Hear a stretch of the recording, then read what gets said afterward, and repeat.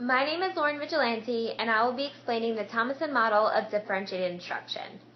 Differentiated instruction is when a teacher meets all the needs of the students in his or her classroom, because as we know, all students are not the same, and therefore they do not learn the same.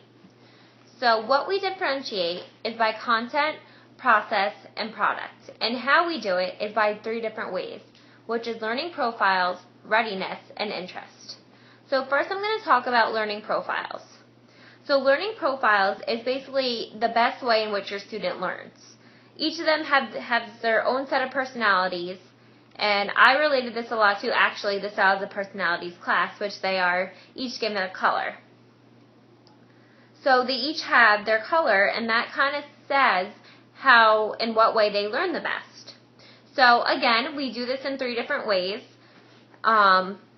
We differentiate the what, which is the content, process, and product.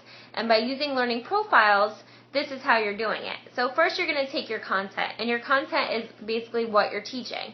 And everyone is used to your standard textbook, essay, paper, and pen, but there's other ways to do it. That only really reaches your one color, which are the golds.